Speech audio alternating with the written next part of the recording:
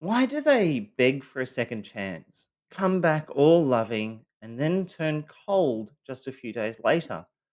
It's one of the most painful patterns and one of the most confusing.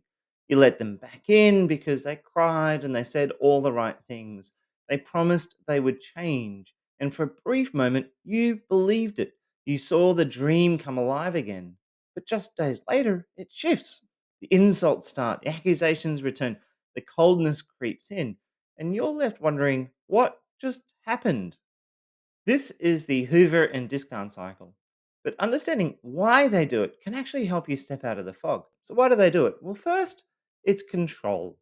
They want to see if they still have power over you. If they can reel you back in, it proves they're still in control. And in a very twisted way, if they can convince you to love them again, it reassures them they're not as unlovable as they fear. Second is contempt. As soon as they know they've got you again, the disgust resurfaces.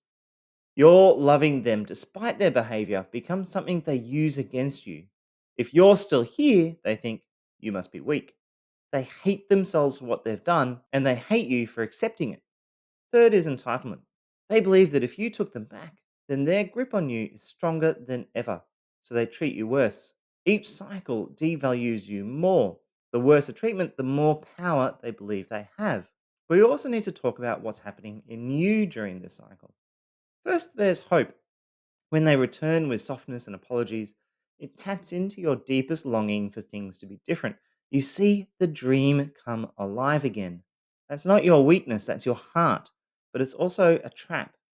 Then comes the fawn response. When the devaluation begins again, you try to get back to the loving version they showed you during the hoover. You work harder, you shrink, you sacrifice just to get that dream back. And underneath it all is the fear of abandonment, the fear of being alone, or at what they'll do if you leave. It keeps you stuck, even when you know you deserve better.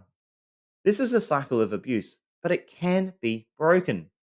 First, you need to start by learning to see it clearly. Look into radical acceptance and how to break the trauma bond. Understand the TTI model, the tactics used against you, like hoovering, and the internal trigger it hits, like the fear of being alone, and the impact it creates, like fawning. It's okay to stumble and fall into this trap because none of this is easy. But the fact that you're thinking about this and you've clicked on this video shows that you're trying to understand what is happening. It means you're already stepping out of the fog.